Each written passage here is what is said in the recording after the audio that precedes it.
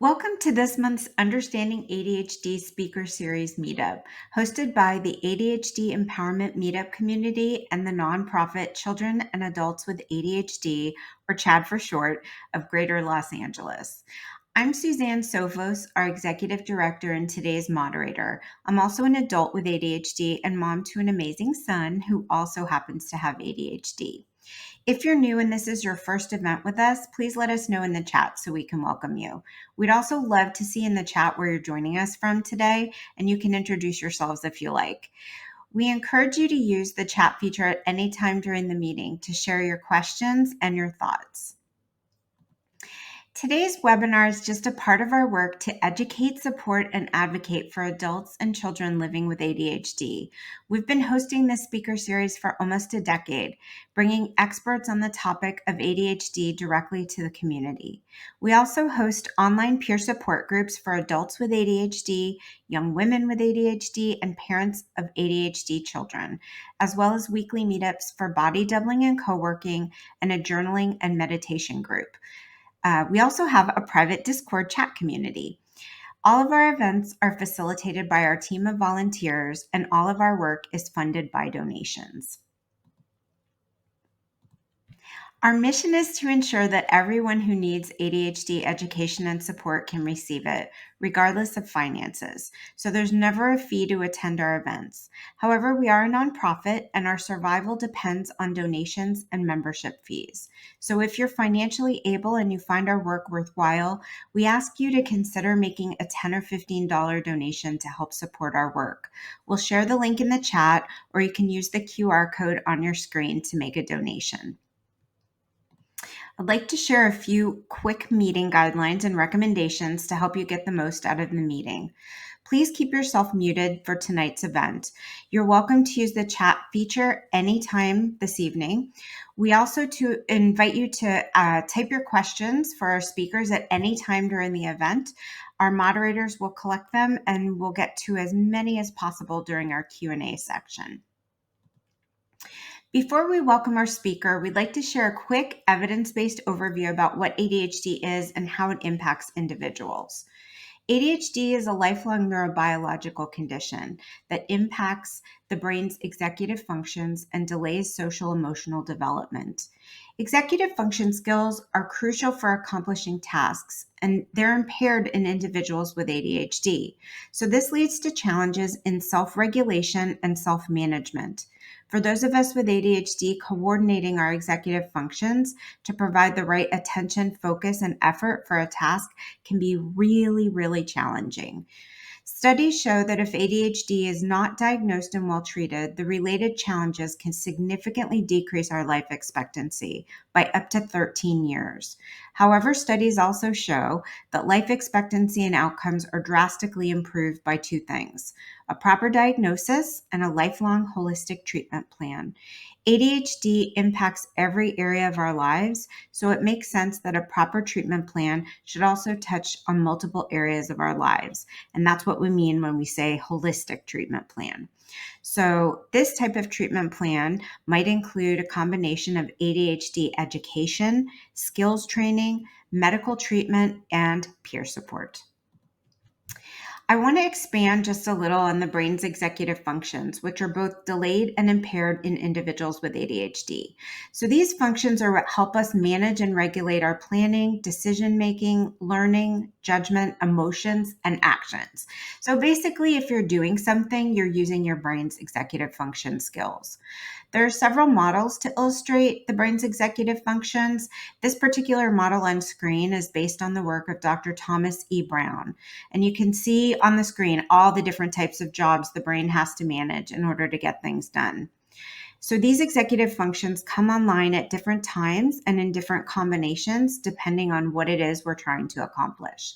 And having them work together at the right time with the right combination of executive functions and in the right amounts for the task we're trying to accomplish is a process that's impaired in those of us with ADHD. So this leads us to have trouble in many different areas, including the areas of planning, organizing, managing time, initiating tasks, problem solving, being flexible. utilizing working memory, controlling our emotions, impulses, attention, and effort, as well as self-monitoring ourselves. Executive function development continues until sometime between the ages of 20 and 29, at which time we top out behind our neurotypical peers. So, although our executive function is impaired and delayed, it can still be strengthened and developed. You can think of these skills like a muscle. So, along with medication or other treatments, receiving executive function coaching, occupational therapy, or learning to create systems for how you accomplish things can be really great ways to strengthen your executive function skills, even long after our 20s. I'm so pleased to welcome Beth Bardeen this evening to talk about ADHD and rejection sensitive dysphoria. Beth is a neurodiversity advocate and the founder and director of Seattle CHAD. She's a well-respected speaker on the topic of RSD and has been a featured speaker at the International ADHD Conference. We are so pleased to have her join us today. Welcome, everybody. I started thinking about RSD about 5 years ago. I had never heard of it, but I was sitting outside my ADHD coach's office doing my homework from the prior week. And I'll talk more about that because, I was doing my homework last minute right before the appointment. But tonight we're going to talk about what's RSD like. I want to hear from everybody in the chat window what it's like for you too. There'll be a couple questions throughout the presentation where you can answer them in the chat. It's not really a poll. It's just more, it's just always so great for everybody to see what everybody else's experience has been. And so as we go through this, some of this is similar to the presentation from the CHAD conference in November, December. I was lucky enough to work with and present with Dr. Bill Dodson, and he's given me permission to use some of the slides. I mean, all of the slides, but I'm using some of them. So some of them, if you saw them at the conference, they are the ones that he presented.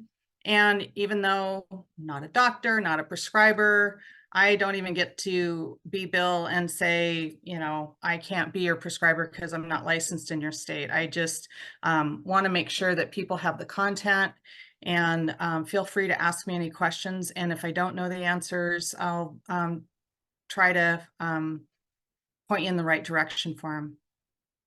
So kind of just gave you the disclaimer. It's super important. This is for educational purposes only. It's my lived experience and my research. That said, there's plenty of people in the audience that I'm pretty sure are further along in their research or their experience that probably might have additional information that would be good to share. So if you find anything that you want to add on to, feel free to do that in the chat, or you can email me. And my email address is beth@bethbardeen.com. And if you missed that, then Suzanne has it. She can just check in with LA Chat and she'll be able to get it for you. Make sure that you're not taking any of this as medical advice, and you need to talk to your doctor for your own treatment plan. Okay, so we're going to cover what's RSD is like, what it is, what it isn't, how to recognize it, and managing symptoms and getting support. And then there are some extra bits that I'll share from Bill Dodson's work. So this is our first question, and you can respond to it now or you can respond to it later. How did you feel when you first heard about RSD and were able to relate to it? So there's a variety of different things. These are examples or you can just put in your own words. You felt relief and validated. You lost in grief, regret, embarrassed, hope, connection, something else. I had a QR code on here. That survey is no longer active, so we'll just take the what you put in the chat. Okay, so this is a new slide. I took this screenshot yesterday because it's been fascinating over the years to watch the interest in RSD grow. So people will say, is it even a thing? And it's not in the diagnostic statistics manual at all. And most physicians have not been trained on it. And yet, anytime somebody with ADHD hears about it, they identify with it intensely. So if you look at this, I always like to do from all time. I have 3 different searches or terms. There's ADHD RSD, and I do that because there is another medical condition called RSD, and so it's very difficult to pull apart what the search terms are for, at least with my skills. Then and it's hard to tell from here, I couldn't get it to show, but a lot of people will say, is it rejection sensitive dysphoria or is it rejection sensitivity dysphoria? Well, I learned something new working with Bill Dodson because I thought it was rejection sensitive dysphoria. And it turns out it's rejection sensitivity dysphoria. It is not a term that he coined. A lot of people think that it is. It is a term that he came across in some old, I think it was Harvard Medical School documentation, probably 20 plus years ago, rejection sensitive dysphoria. And so that is what he adopted as what he was researching. And so in all the work that he's done, it's been rejection sensitive dysphoria. But around about 2017, somebody on Reddit took his work from Attitude Magazine without their permission and just published it out there. It is the single most popular post on Reddit about ADHD is, what is RSD? Is it a real thing? All of the fevered pitch about people chiming in. It's fascinating. If I don't spend a lot of time on Reddit, because if I did, it would be a lot more than just that. But you can see in 2017, the uptick. And when they did it, they typed in sensitive instead of sensitivity. So it's rejection sensitivity, the work that Bill Dodson's been doing. Rejection sensitive is what they put on Reddit. And so it has taken over the internet as far as what people think it's called. I don't know, but just looking at the volume of searches, it's clearly a thing that people resonate with. There's a ton of content on Attitude Magazine, and it's starting to show up. Psychology Today, you name it, Psych Central. I think most media is starting to pick up on it now, even though clinicians and other medical schools aren't. So when I first heard about RSD, as I said, I was outside my my ADHD coach's office, and it was raining, and I was listening to, it was an assignment to listen to an Attitude Magazine webinar. And as I was listening to it, it was, I was listening to this guy named Dr. William Dodson talk about something that I had never heard of before, but I actually knew about all my life. And I grew up in a family where our hot, fast tempers was not necessarily a bad thing. We thought it was great because our tempers didn't last that long. Our moods didn't last that long. My mom would say, "Oh, don't worry about it. It'll blow over." And it would eventually, but we never saw what was going on inside because of it. We usually hid that. And so all my life, I thought it wasn't a bad thing. I thought it was something that it was a good trait, or at least not a negative trait. And I started feeling that shame. I started crying. And that list of feelings that I posted about what did you guys feel was kind of that. I felt several of those. The shame, I felt, I guess, some sort of connection, but I had a lot of really intense feelings about it. And it's what I think that pivot of what I thought was normal was only normal for my family because they all had ADHD undiagnosed. So what exactly is RSD? I define it as an outsized response coming from a feeling of being rejected, corrected, or directed. And I like those words because they rhyme. I think about it as, the rejection, the correction, and direction. A lot of these things, they're categories. And sometimes when you're being directed, you're really having yourself and your value and your opinion or the work that you've done be rejected. So, if I'm being directed, it's because I'm not doing the right thing. So it can end up being the same feeling. It is an intense emotional pain related to the rejection. Sometimes it's internal where we're just feeling like we're falling short of our own expectations or maybe somebody else's.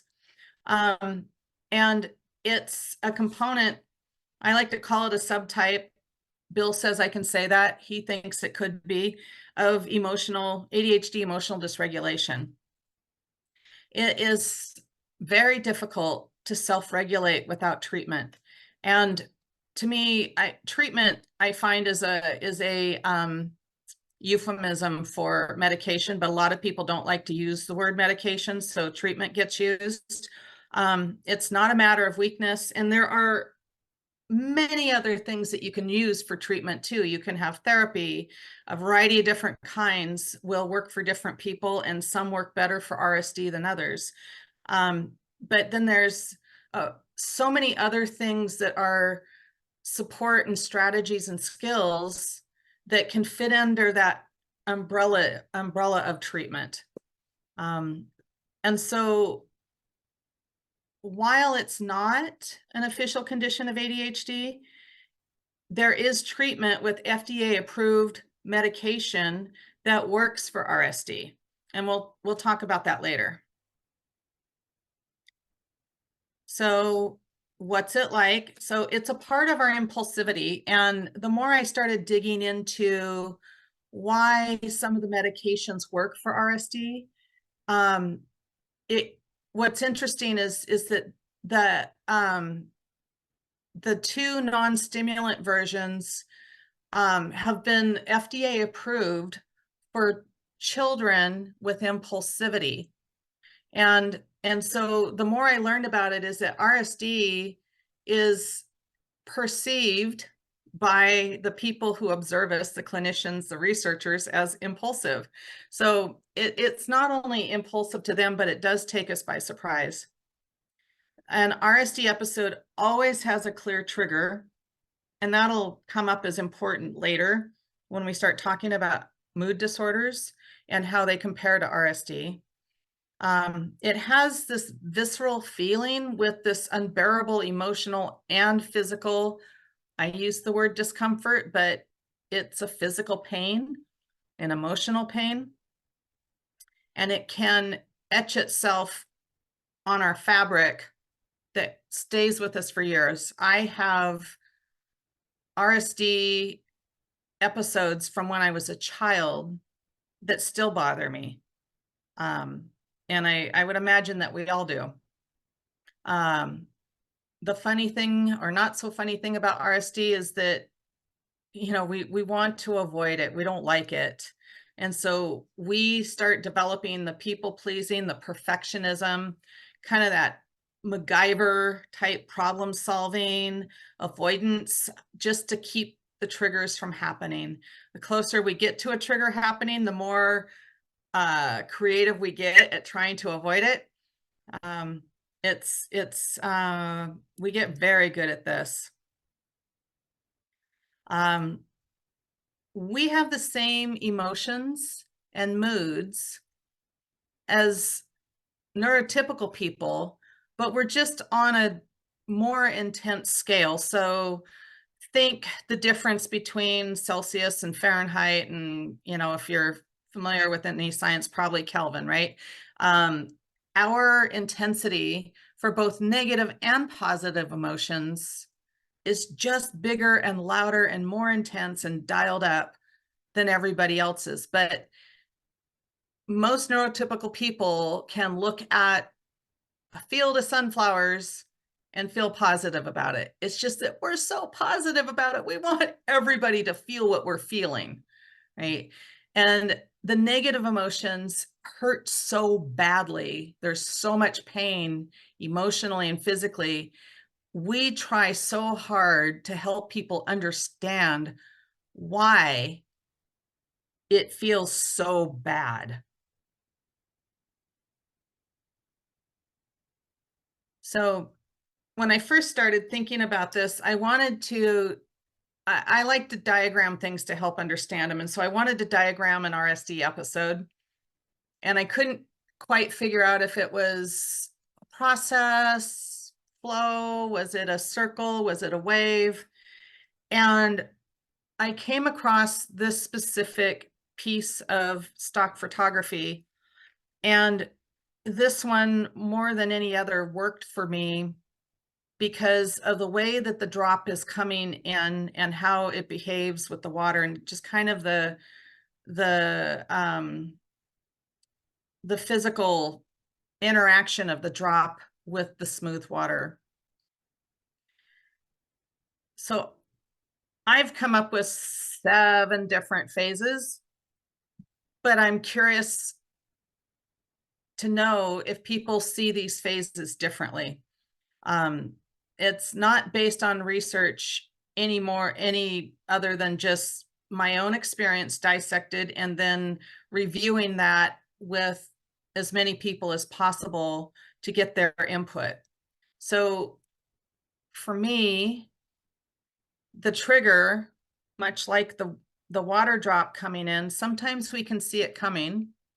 And when we see it, then there's the impact. And then the impact pulls on the surface tension of the water, and it kind of brings this reaction that kind of feels like this punch in the gut, or this takes our breath away, where we just almost can't even believe it. And then we have the reaction where we're kind of like welling up out of that depth. And depending on the trigger, the nature of the trigger, the person, if it's a person that caused the trigger, their reaction, that will determine what our reaction is like. So if their reaction is one of dismissal, gaslighting, wasn't all that bad, you're making a mountain out of a molehill, you're always so self-sensitive, super sensitive. If they're denying it, it can provoke this feeling of anger, like you're not getting me, it's just so fast. And if it's been something that's been repeated, then it just goes so much faster. But if they respond differently and they're like, it's okay that you're late, don't worry about it, everybody runs into traffic, it's not a big deal, Then I head towards shame. There's no rage, no frustration. It's all shame because I feel like I don't deserve this person being so kind. So the reaction can go one of two ways. And I will feel like as I'm coming up and over the wave here, that I've got to get away. I've got to get out. I've got to walk. I've got to get into the other room. I've got to go hide in the conference room, the bathroom, go for a walk out in the green, something. It's this escape that I have to do. And then my breathing can start restoring and I can start heading kind of into the reflection stage of, did I overreact? Am I making a mountain out of a molehill? Or wait, is this justified? And every episode and every trigger can be different. Like, we may be oversensitive to some triggers, maybe because our reserves are low, or maybe our reserves are low because it is a repeated trigger that just keeps happening because the other person doesn't really see why it's a big deal for us. But getting through that reflection is kind of, coming through this little valley. And then, like every emotion that we have, it kind of fades. The ripples fade. They don't always really disappear. Sometimes they take a little bit longer to fade away. My RSD episodes tend to be pretty short. They're 20 minutes, maybe 40 minutes. I know other people where they can last for a couple of hours.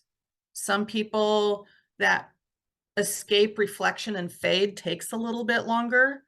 But we'll get into how this is different from a mood disorder as the episode progresses, starts, progresses, and ends.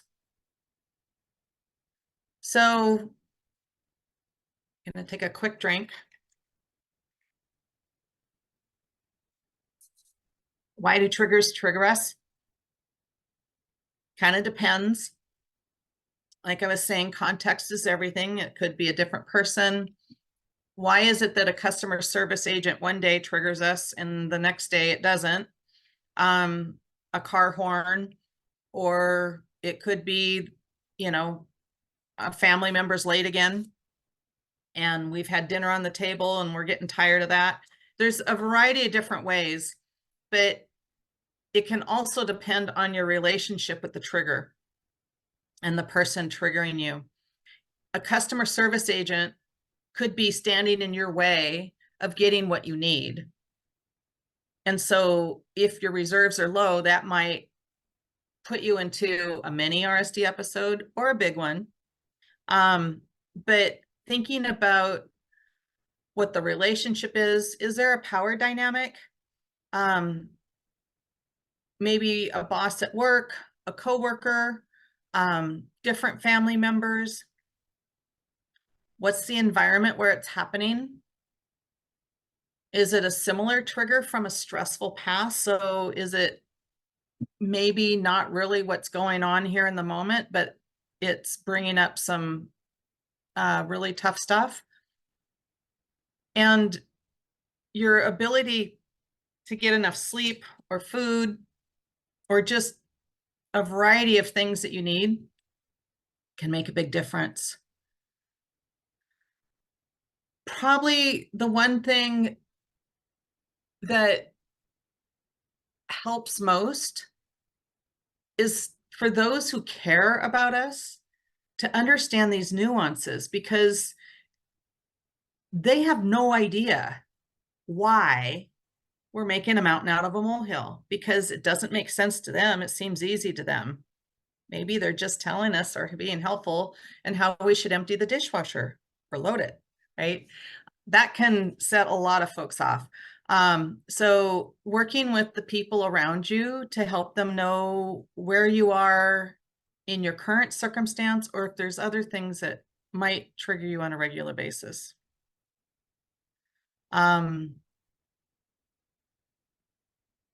So I think this slide is important because the thing that I've learned, like when I first started talking about RSD, it was more about bubble wrapping it, because to me, it was a sharp thing that could hurt me or somebody else. And I think the most disheartening message is that RSD can't be cured. But I've changed the way that I think about it with what I've learned, in that it isn't necessarily that it can't be cured. It's more that we need to change our relationship with it. And we can do that once we start learning and growing and understanding and developing these skills along the path. And so 5 years in, I now see RSD as something that I can manage the episodes, but I also look at them as, this is an unmet need. What's going on? Is this something from the past that needs to be sorted out? Or is this something where I'm not being heard? And so turning kind of the narrative on RSD from it's awful and it's painful and it feels like it controls us, to something where we can use it as kind of an indicator of what we need. So to get on the right path, we need help. And I got really lucky in the beginning. I did not choose my ADHD providers. I was referred to them by my neurotypical couples therapist. And the reason why she did that is because, and I didn't know this at the time, but her husband had recently been diagnosed, and she was listening to me, hearing similar things about what she had learned about her husband. And so she was suspecting that maybe I had RSD, even though she really had never heard of it before a couple of months around that time. So I landed in a really great ADHD coach's office.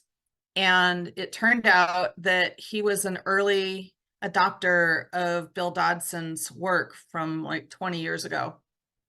And so he and the ADHD MD that he worked with were both Dodson acolytes, I guess. And so they knew the protocols, and they had worked with him along the way with Bill's pioneering the medication, the treatment that he had been learning and communicating and writing about.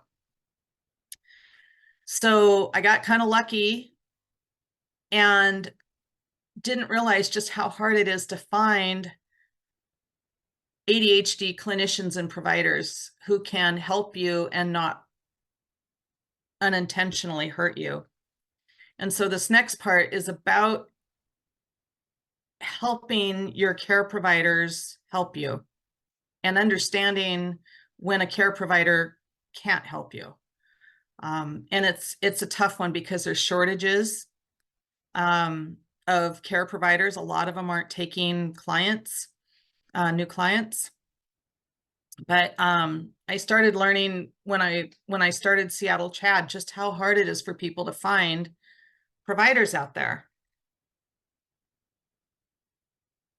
By the way, if you have a provider that you love, I'd love to hear about them. Email me, put it in the chat. Note what state you're in, because not all providers are licensed in a variety of different states. So that's key to know. Okay, so when you're talking to especially your psychiatrist or your MD, they are accustomed to hearing certain words and thinking certain things. So when they hear, I'm so depressed, they look for depression. Or they say, I'm really anxious, I have a lot of racing thoughts, they think anxiety. Doesn't mean that those things aren't there. It means that they don't know what words to associate with something that they've never heard of before. Most of them have received no training and have no idea what RSD is or what to do about it. And because there's like, if they have an open enough mind to go look for it, they won't find it in their diagnostic manual. And so, you can end up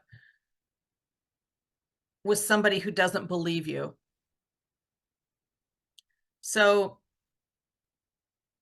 I've learned that there's two perspectives of RSD, and this is why I started working with Dr. Dodson last year.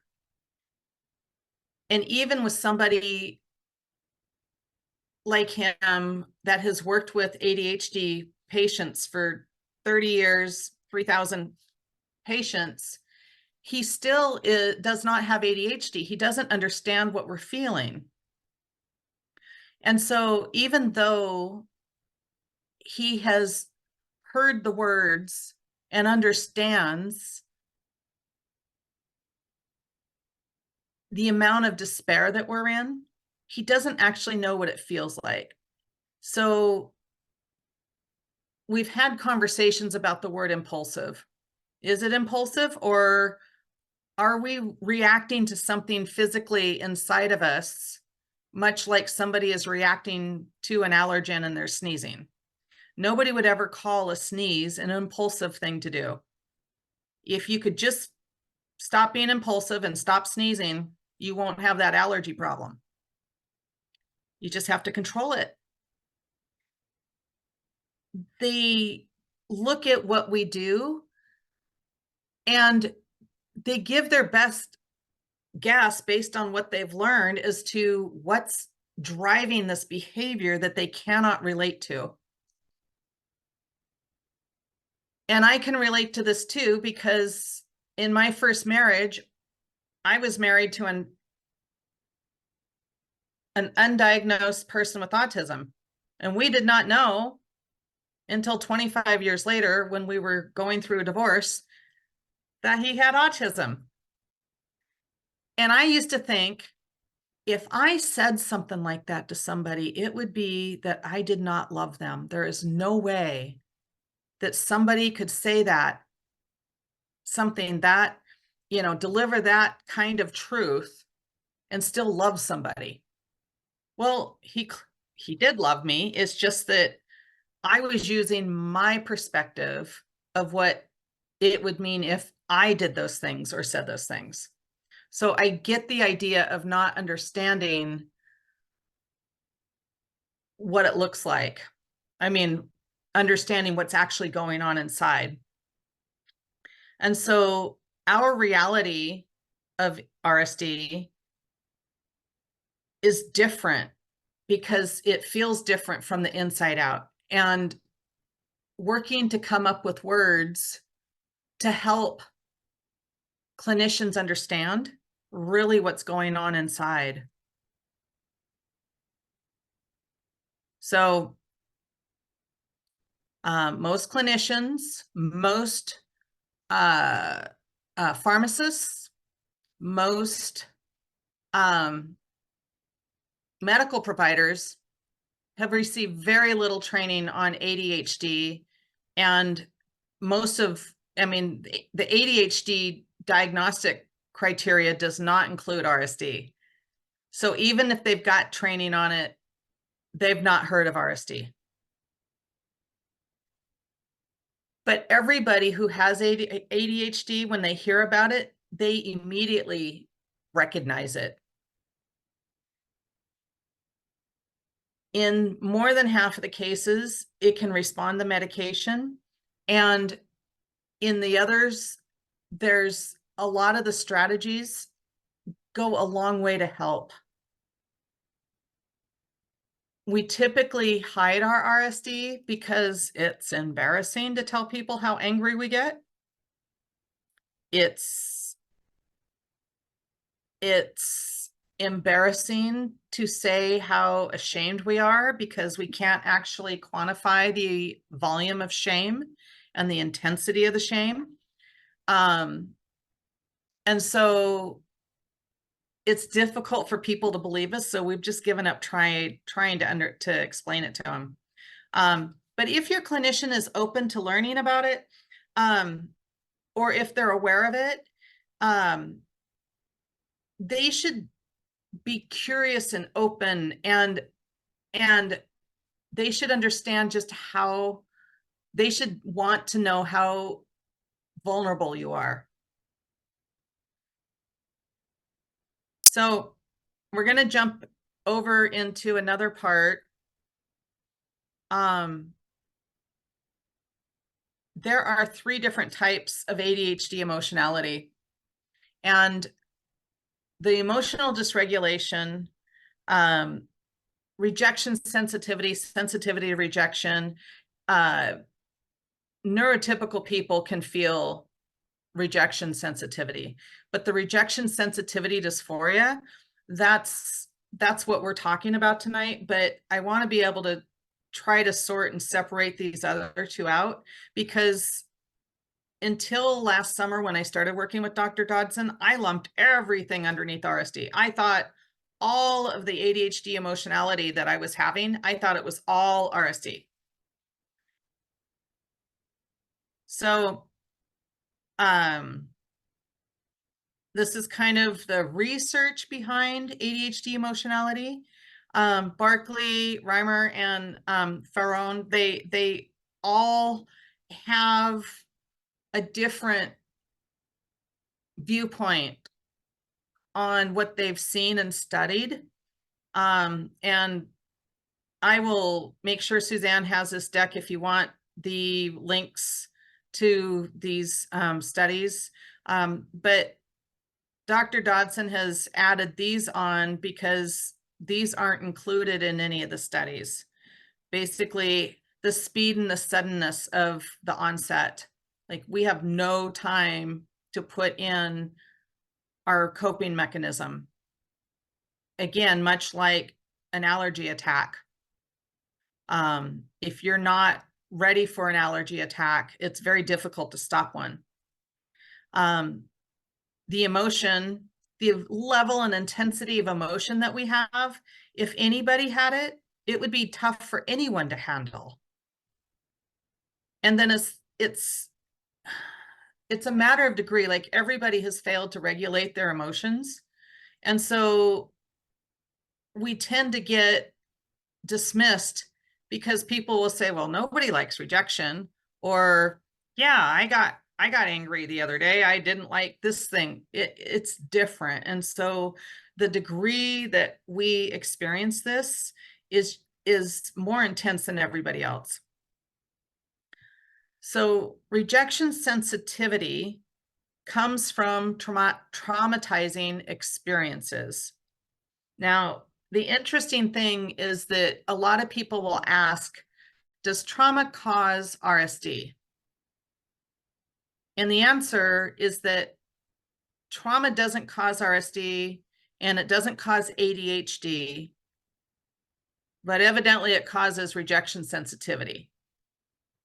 From what I've learned, this is a lot about difficult, very, very difficult things that we experienced in our childhood.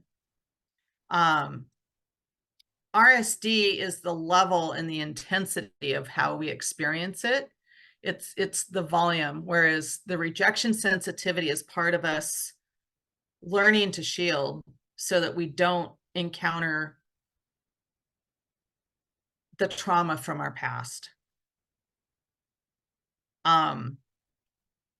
With rejection sensitivity dysphoria, it's easier to get to them if you ask the questions. So are you sensitive to rejection, teasing, and criticism? In Dr. Dodson's practice, 98% said yes. So 33% say it's the most impairing aspect of their adult ADHD. Let's see. So I've got the 12 features. These you can find in Attitude Magazine and Dr. Dodson's articles. I want to do a time check with Suzanne a little bit to see how we're doing. I don't have that many more slides, but I want to make sure that You're good. You have we're plenty doing. of time. Yep. Okay, awesome. So there's always a trigger. And I think the reason why I wanted to check in with Suzanne is because I want to spend the next couple of slides after this. There's several slides here about the features of RSD. And I don't need to read them to you. You guys can read them. But for me, it's important for people to understand how it compares to other conditions. And I'm always happy to spend more time here to come back to it. So kind of this matrix will give you a sense of how they're different. So emotional dysregulation that is associated just with ADHD is a periodic loss of one's emotions. That deep and profound feeling of losing that control. And a lot of the emotional dysregulation specific to ADHD can be controlled with the stimulant medication. The rejection sensitivity, it's universal for everybody. Again, the same deep and profound sense of shame and loss of self-control, but it doesn't have a response to medication at all, but it responds to somatic type therapies, mostly things for trauma. RSD, I don't think it's unique to ADHD. I think just from the research that I've done, it's comes up in the autistic communities and in also the dyslexic communities. So I haven't dug deep enough to see if it's sliced between these three, but that's where I am right now, is that I don't know that it's unique to ADHD. It's catastrophic feeling.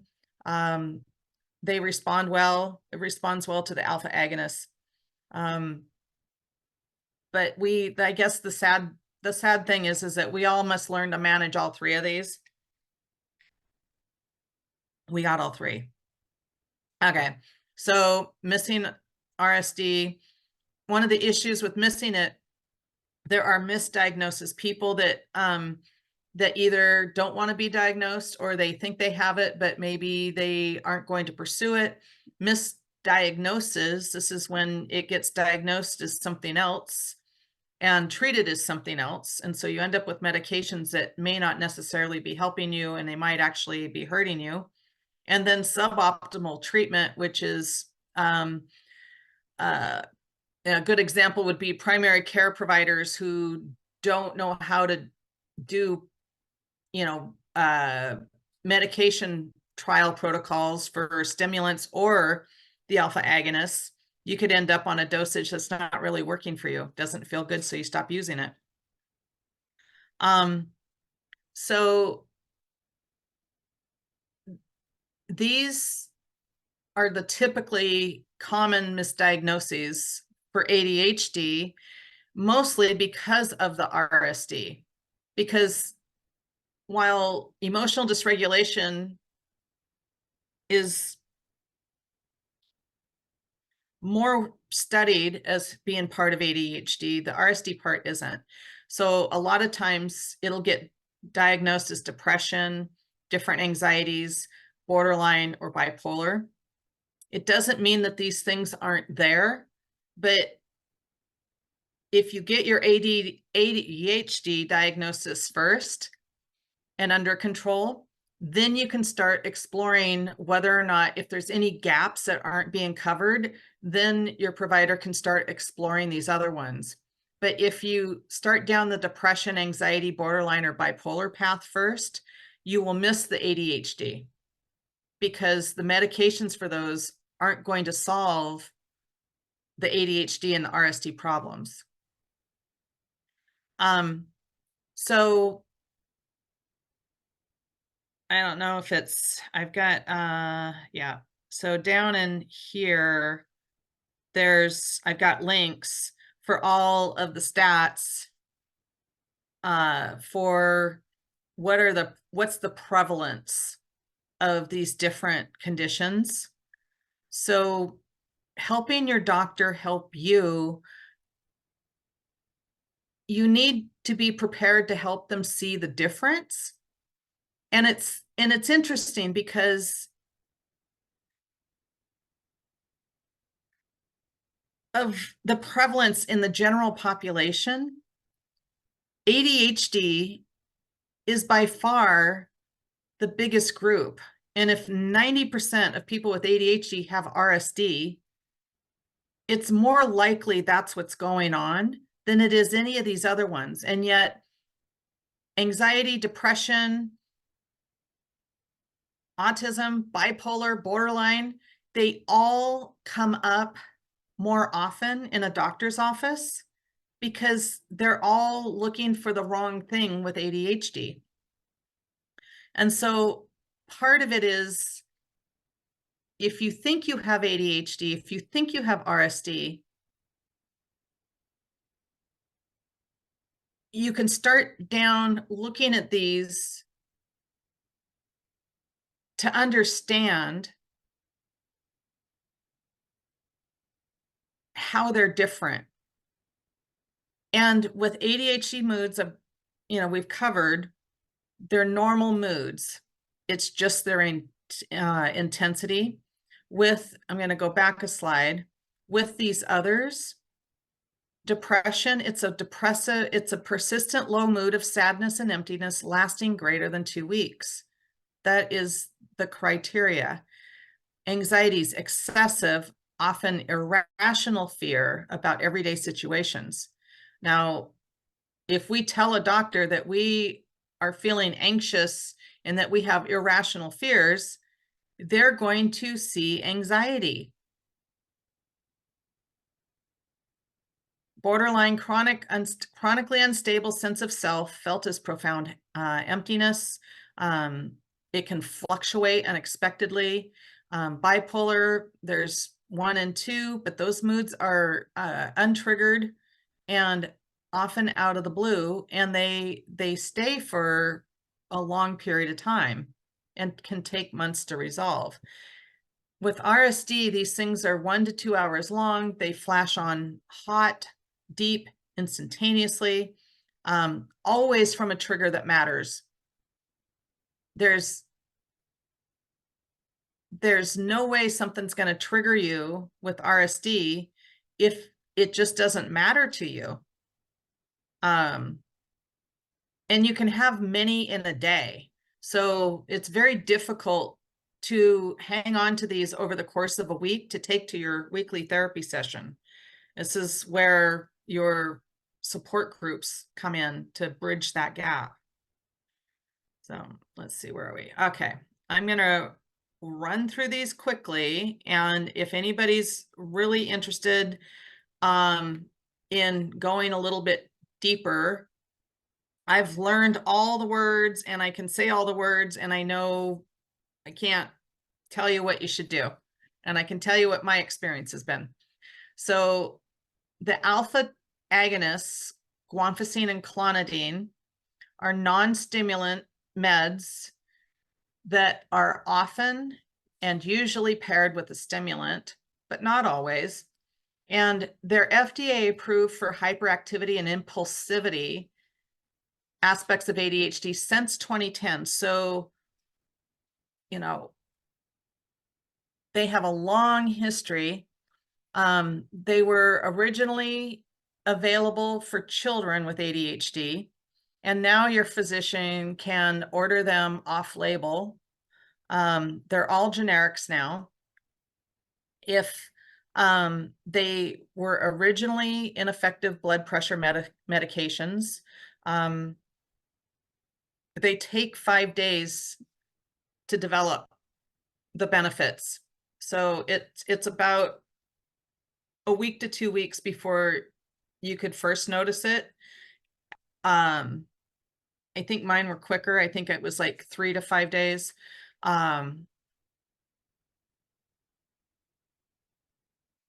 And I think the frustrating part is that only 60% of the population benefit from these. So they protect, I mean, they are, I call it my emotional armor, and they're a lot like taking Claritin, Zyrtec, Allegra every day. If you wait until you come in contact with an allergen, taking one of those isn't going to work. These meds are not like Benadryl.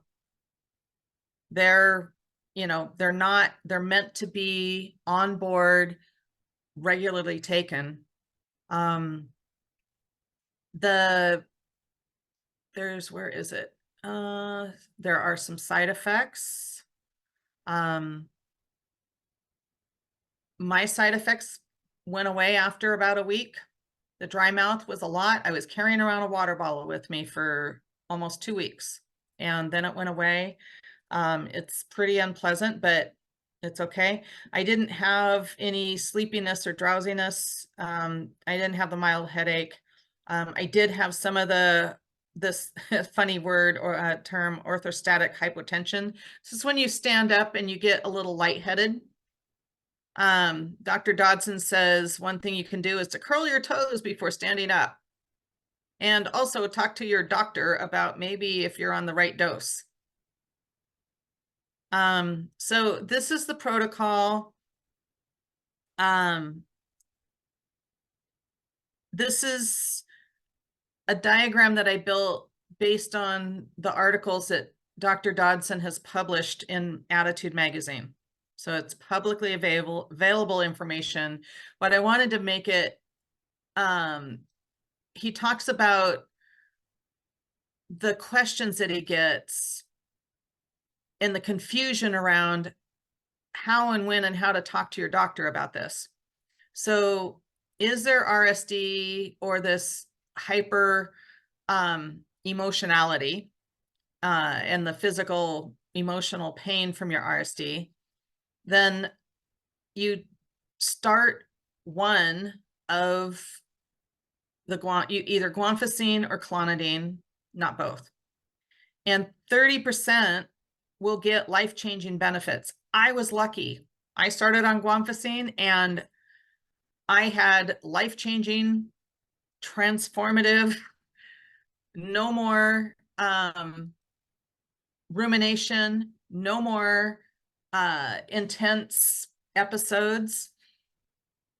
And I stopped taking it after a couple of days. And the rumination came back and I thought, okay, I'm never going off of this. I've heard people try guanfacine and it doesn't work for them at all. For those people, after a week, you stop taking it. You start taking the other one. And then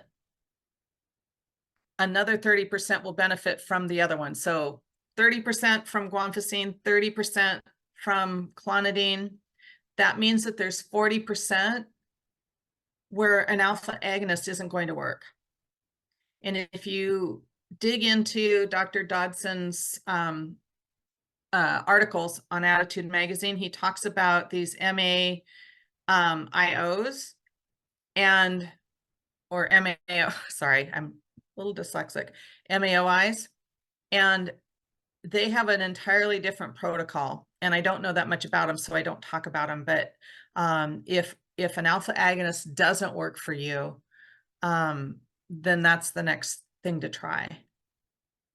So now we're finding help, finding out what works. So I've had this happen. I had a doctor, general practitioner that I'd gone to for 20 years. I respected her. I appreciated her. I looked forward to seeing her. And I went in for my annual exam.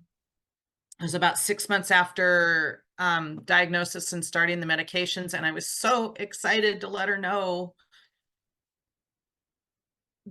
this transformative way and experience that I was having. And she got very upset.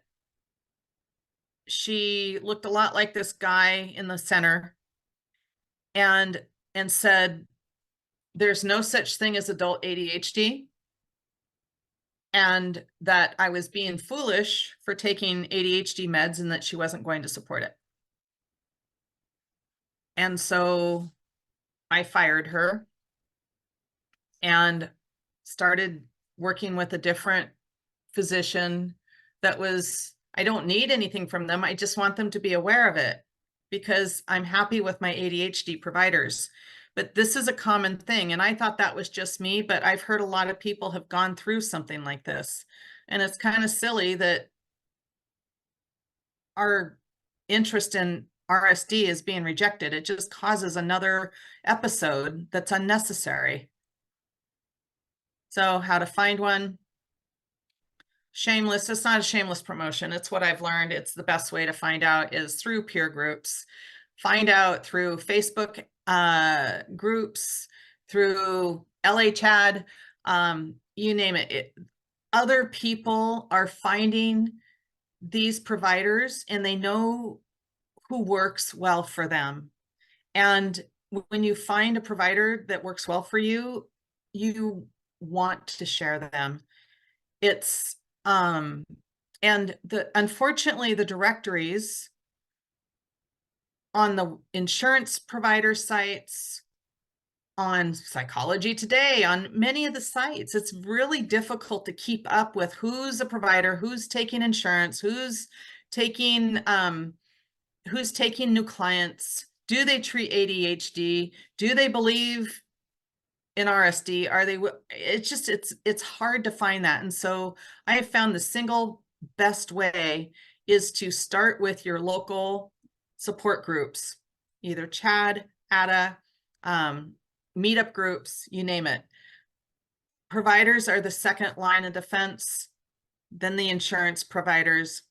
Ask your family doctor for a referral. If you're in a good medical center conglomerate, they probably have somebody who specializes in it. And then if you work for a company that has a fairly good benefits program, check to see if they have an affinity group. I know that Microsoft and Cisco, I worked for both of them. They have good affinity groups. I didn't know that I had ADHD when I was working for them, but I remember seeing it on the list. So when we talk about the treatment, and I started out with saying, you know, treatment is often that euphemism for medication, but it's kind of so much more than that. The medications, we shouldn't be afraid of learning about them, because if you can find one that works for you, it can help you rise up. It can help level the playing field so that it's easier to make appointments. It's easier to show up to a support group. And it's easier because your life becomes a little less frantic and chaotic. And it gets you to the point to where you start thinking about your own needs and maybe not doing so much as far as the people pleasing goes, so that you can no longer think of it as selfish to do the self-work. And that's a hard pivot to make, is getting yourself to not think of taking care of yourself as selfish. but I can just gonna go out on a limb and say, I don't think there's anybody here that hasn't felt like self-care is selfish, but it isn't. And coming up with this almost like a tapestry, weaving together the different things is what can help you do better than just barely survive. And if I had a recommendation, is to start here in the middle with communities and social relationships, because this is where you're going to find out what works for people.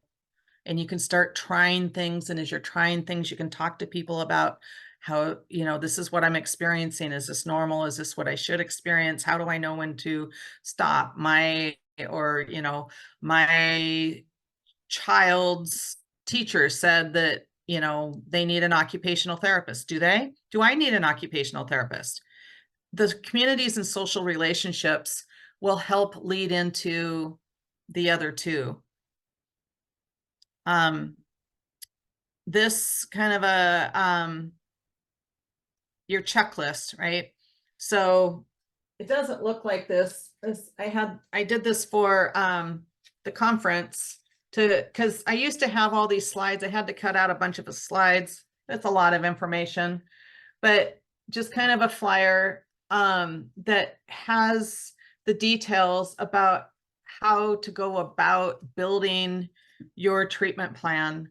And you can you can download a PDF on my website, just bethbardeen.com, and it has a list of all these things. If you have input, feedback about what you find, let me know. I definitely want to keep it up to date. But it will walk you through things that can help you start climbing out of that difficulty with RSD. And then for the chat, here's your question. What are the things you're most likely to do to help manage your RSD? That's it. Thank you so much, Beth. That was so chock full of information. That was amazing. It was kind of long, but thanks for hanging in there. Love it. All right, I am going to stop the screen share, and I think we'll take some questions if you have time for that.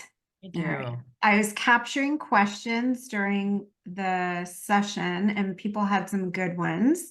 So let's see. The first question is, of all the treatment strategies and skills that you've tried for your RSD, which have been the most effective for you and why?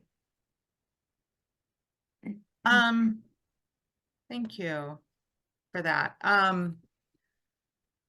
It has depended where I am on kind of this development of self since my diagnosis. So in the beginning, it was I started with Vyvanse, and that worked. That was great. It was the type of thing that we all experience with a stimulant. And then after a couple of weeks, then my doctor started me on guanfacine to see how that worked. And she did that to make sure that the Vyvanse had enough time so that we could see what it would do. The guanfacine, I already talked about that. That was the single most important thing that I did for myself, because I had no idea what I was doing. I didn't know where I was going, and I was at the very beginning. But what it did is it leveled things out. But if I couldn't have the guanfacine, the single most important thing before I knew what CHAD was I was involved with an ADHD support group that had boot camps where they met every week for an hour or two. And I got to hear what other people were experiencing. And I would say that that is part of what has made everything else possible. Yeah, for You know, sure. if that answers it. I love that answer. I'm a big proponent of peer support, and I think that, it definitely can help move along our journey on this ADHD discovery path that we're all on. So yeah, I really appreciate that. And I think you actually answered another question someone had. Someone was asking about how does it work, and is it possible to combine these medications to treat RSD with your regular ADHD medication to stimulate? Yeah, so you wouldn't have two alpha agonists at one time. You wouldn't combine those. You would have one or the other, whichever one worked for you, or if it didn't work for you. But they are meant, I don't know that they're meant. That's probably not the right word. They pair really well with stimulants or whatever else you're taking, right? So if you're not taking a stimulant, but you're taking something that's used to behave like a stimulant. Like Strattera, you mean? There you go. Perfect. Yep. It works fine with that. The times when you wouldn't want to use an alpha agonist is if you already have like a heart condition, Mhm. because it is, even though it is a not very effective heart pill, it can affect your heart. And so if you are already seeing a cardiologist, you will want to talk with your cardiologist, and you will want your doctor to talk to your cardiologist.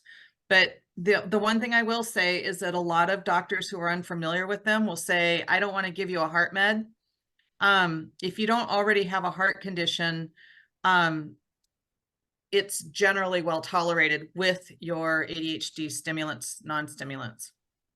Great, thanks. And last question on medication and supplements is someone's asking about any natural treatments like supplements or anything like that that you are aware of that helps with this.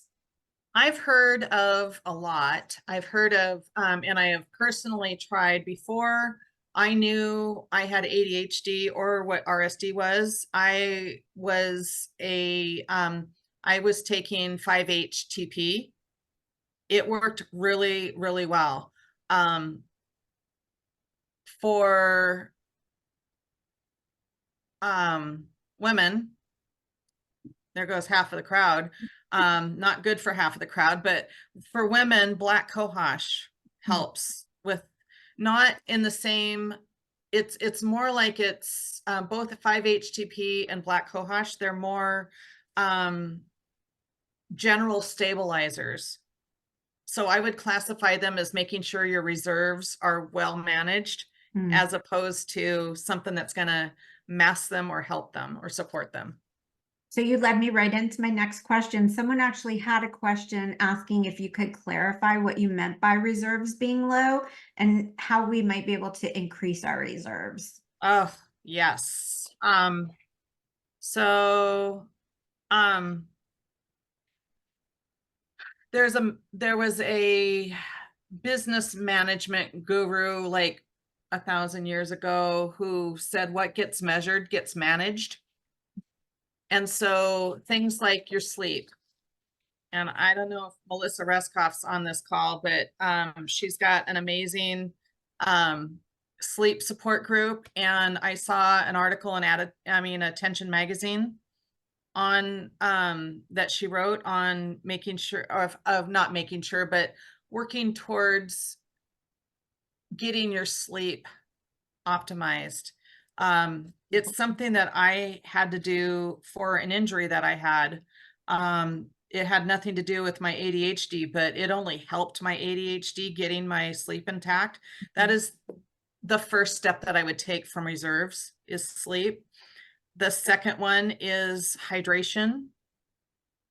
The third one is food. So what gets measured gets managed. So if you're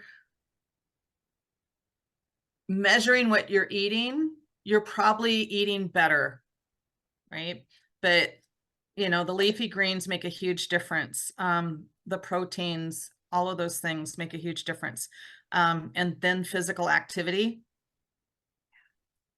And then there's this underlying thing of basic healthcare, like your dental, vision, and hearing. These things impact how you engage with the world.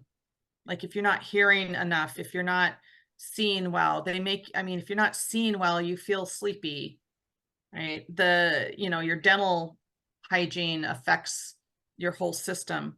So that's mostly what I'm talking about with reserves. And then there's the environment, values and setting boundaries, that type of stuff kind of help build your reserves. That all makes Long answer. it all makes sense. I feel like it reminds me a little bit of that spoon theory that people talk about with chronic illness that I've also heard like mentioned with people that are neurodivergent, is that, we get X amount of spoons during the day. And I think of those as our reserves. And some things take more spoons, like, giving a presentation takes a lot of spoons, or, and when we don't eat or we don't like take care of ourselves, it's like the spoons are out the window anyways. Yeah, it's exactly that. Brene Brown talks about it in buckets. It's the same type of thing, Yeah. right? I just saw in the chat, somebody wanted to know if the list is in order. You can download the PDF off of my website. Yep, and I put that a link to that in there, which answers, someone else had a question about how can they best share this information with their doctor. And so I would suggest downloading Beth's guide and maybe bringing that to your doctor with you. Yeah. The articles, again, I don't work for Attitude Magazine, but I wish I did, because the content out there, there's almost too much of it. But if you can find almost whatever question you have, search on that, and it will typically be good material that is research backed, evidence backed. It's all medically reviewed. And that, either printing it out and taking it with you, or sending the links to your doctor in your online medical portal, if they're more likely to read it that way. Great, thank you. So our last question is, I was surprised to learn that there are other emotional challenges with ADHD besides RSD. I thought it was all RSD. Could you go over how they're different again? Oh my gosh, me too. I actually had an argument with Dr. Dodson last summer because I was saying, oh, that's RSD. And he's like, no, it's not. And I'm like, what do you know? This is my experience, not yours. And as I learned and we started working on our deck together, and I think it's that one slide, and I'm, like I said, I'll get you the deck so that you can share it with people. It is slide number,